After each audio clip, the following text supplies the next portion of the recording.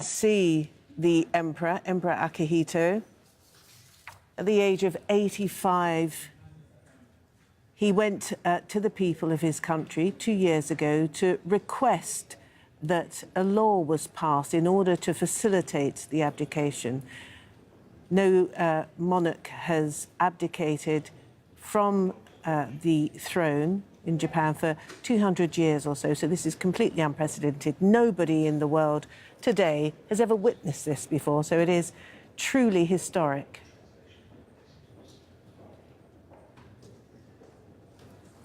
Now, the day has started with some private rituals where the Emperor and the Empress have been engaged with various rituals that were not for public consumption.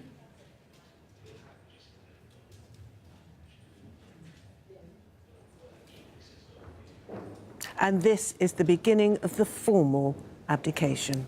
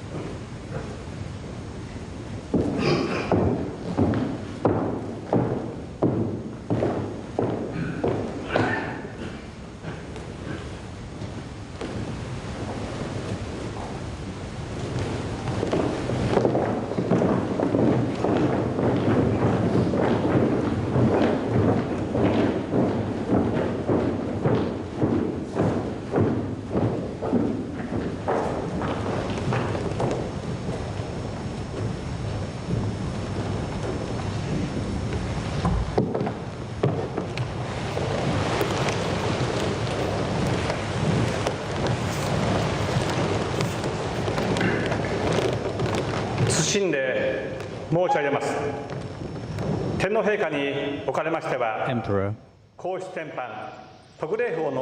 according to the special measures law on the imperial house law concerning the abdication of the emperor, today he will abdicate from the throne. He has been 30 years since the Heisei era, and we have tried to go through a peaceful era, and we as the people of Japan have walked along with the emperor in this era. During this time, the emperor has wished for the happiness and tranquility of the people and has duly conducted all official duties as a symbol of the people of Japan. The Japan has benefited from prosperity, but at the same time, we have been met with natural disasters in this era. But during this time, the emperor has come and walked towards the people of Japan during those disaster area, along with disaster times, along with the Empress, in order to give us assistance and help and prayer. As I reflect back on their reign, I look back on the Emperor and the Empress who has always prayed for the tranquility and peace for the people of Japan. And here I would like to reinstate our gratitude to what you have done. And we will move on towards a peaceful and hopeful Japan towards the future. And in order to do this, we will make our utmost efforts to realize this. For the Emperor and Empress, we wish for a more peaceful years to come. So here, we wish for the further prosperity for the imperial household, and I would like to further extend my gratitude to you today.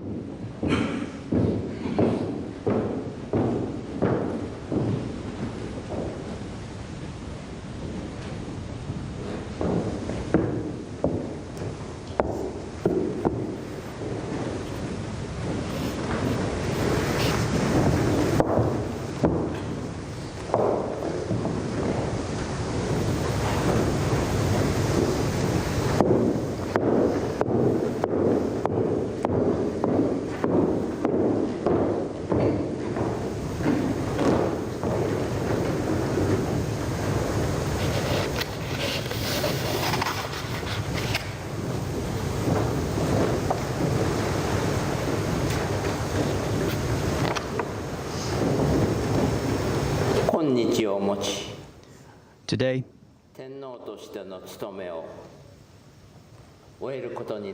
I will abdicate from the throne, ending my official duties as Emperor.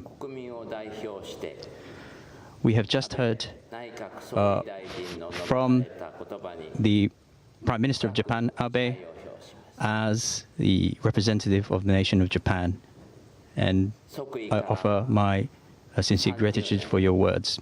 Since my enthronement, it has been 30 years. All my duties as Emperor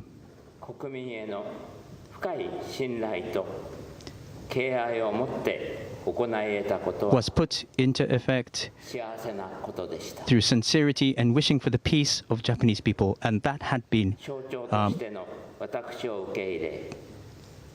that has been my happiness in my duties as a representative and symbol of Japan, and to be allowed to partake in this task, I offer my gratitude. Tomorrow, we will start the new imperial era, Reiwa, and my sincere wish is for further tranquility and peace, and this is the wish of the Empress and myself. Here, I would like to further wish for the welfare of the people and peace in the world.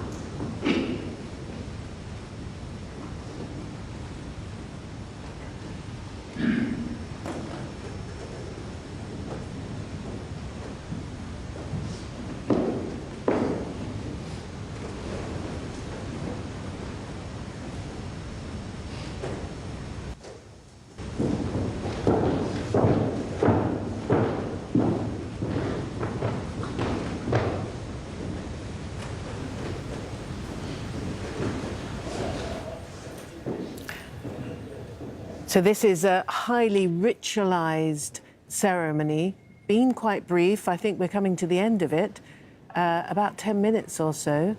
There you see Emperor Akihito and Empress Michiko now apparently leaving the room. This is the state room inside the imperial palace in Tokyo, where has been pretty much silent apart from the clunking of shoes on highly polished floors. Prime Minister Shinzo Abe gave a short speech in which he expressed his gratitude, the gratitude of the people of Japan to the Emperor and the Empress for the duties they've carried out on behalf of the country. And then we had a very short speech as well from the Emperor himself, whereby he formally abdicated from his responsibilities as Emperor of Japan.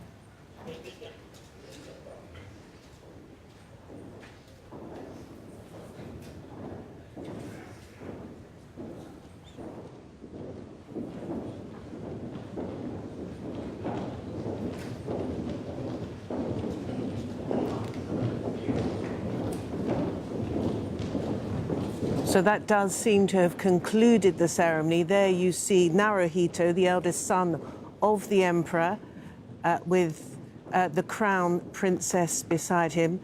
Wayne Hay is our correspondent in Tokyo who's been watching this. And Wayne, this was a very, very stylized, ritualized ceremony, wasn't it? Everything down to the last bow was formal.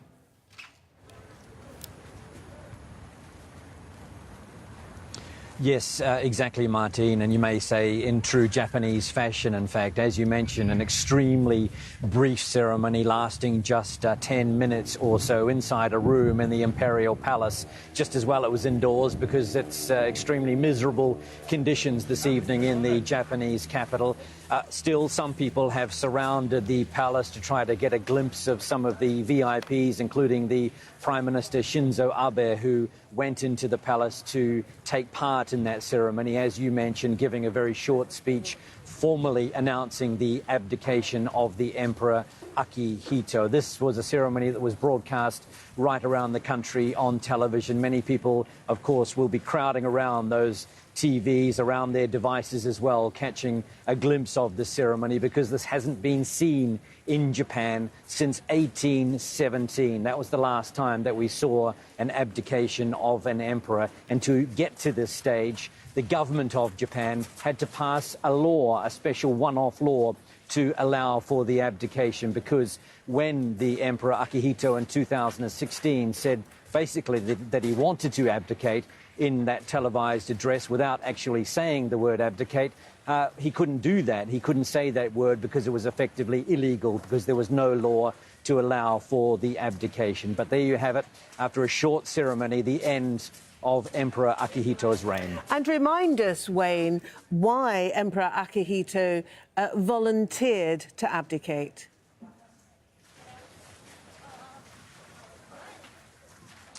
Well, he said in that speech in 2016, it was a very surprise announcement that was televised in Japan from the emperor, that because of his advancing age, because of his deteriorating health, that he felt that he couldn't carry out his duties as emperor for much longer to the best of his ability. So he wanted to carry out a much quieter life. As I say, he couldn't say, I want to abdicate, because it was effectively illegal.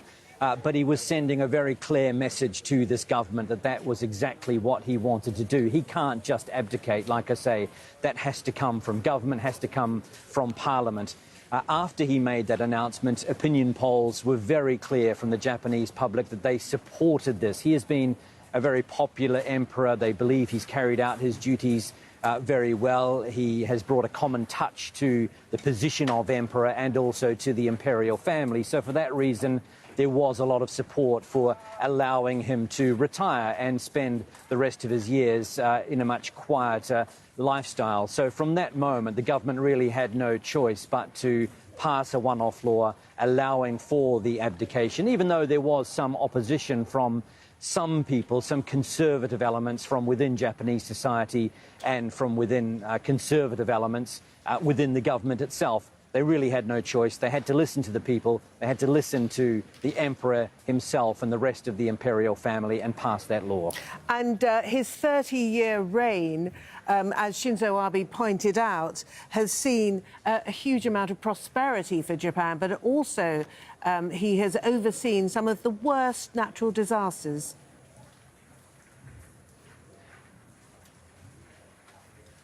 It's been a very difficult time for him, there is no doubt, from the moment that he took over in 1989 after the death of his father, Emperor Hirohito. Hirohito waged war, let's not forget.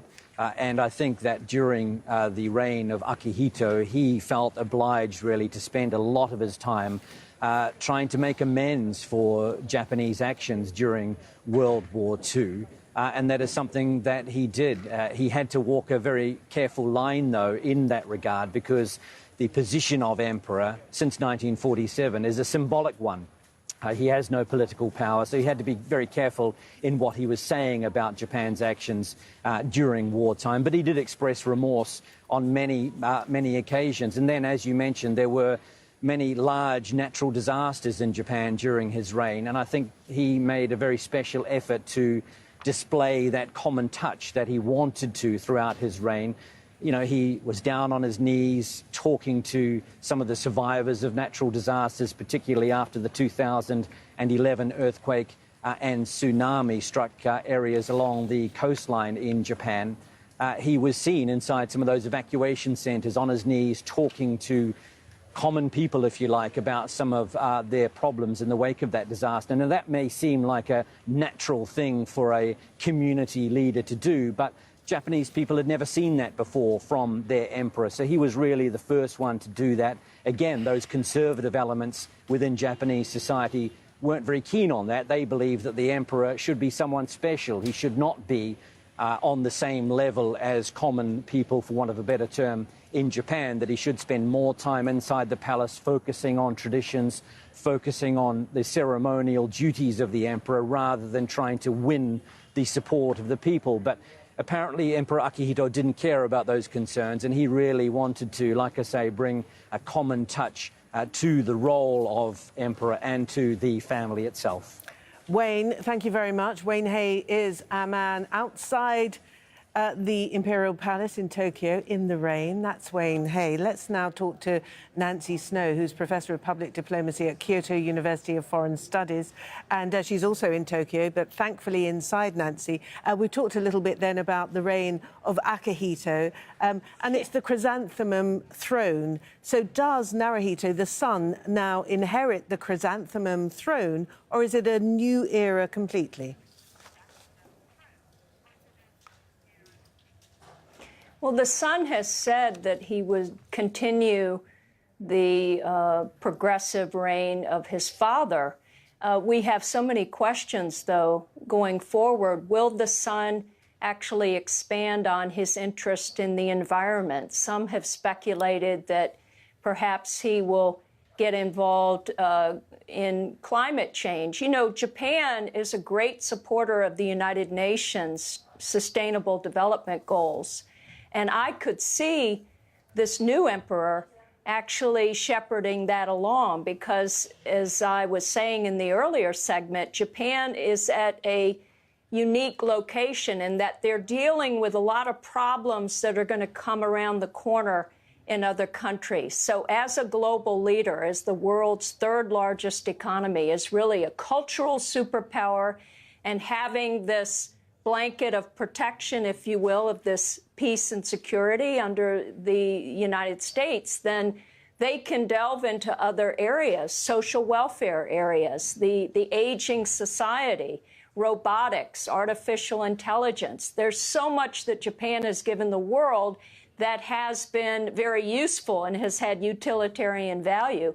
In fact, the three sacred treasures of Japan that we saw symbolically being carried there is also a metaphor for durable goods that have been referenced throughout Japan's post-war miracle, having to do with automobiles and creating products that have value over time. Right. So I really am hopeful that this new emperor, he's will get involved in those issues. Right, because this is a particular juncture in time, isn't it, for Japan, where modernity is infringing upon tradition. We've seen Shinzo Abe making his speech at this deeply traditional ceremony, but that we know that he wants to move Japan on. He wants to seize some of Japan's sovereignty, if you like, to break away from the yoke of American control, to break away from the pacifist constitution. So this is a moment of great change, one suspects.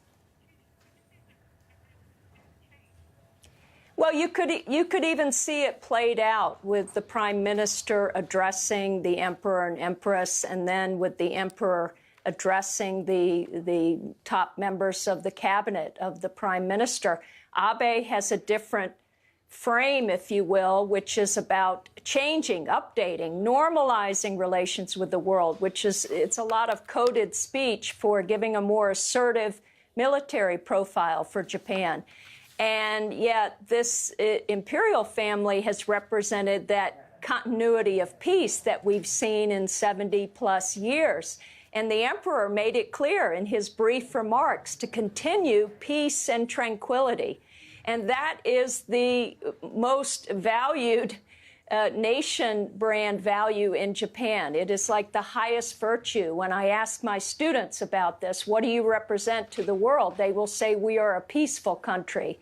So peaceful, and even in Reiwa, which is about beautiful harmony, wa is widely spoken around here, that creating social harmony, but also harmonious relations with the world. So I think we're going to have a little bit of a kind of a rocky path ahead in deciding, are we going to go with this agenda of the Abe administration? He may have to pull back on that, because the next 2 years will be more about the international celebration of athletics and also bringing the world's top economies here. So it won't be so much about updating the security arrangement that has been put upon Japan in its constitution. Right. Wayne mentioned the conservative elements in Japanese society, and they are definitely putting more of a pressure on Abe. So he's got to deal with both sides here. Nancy Snow, thank you very much indeed for giving us that analysis after this historic event. There, we're looking at the pictures again. Just a short while ago, this was the formal abdication of Emperor Akihito. And he does remain Emperor of Japan, actually until midnight.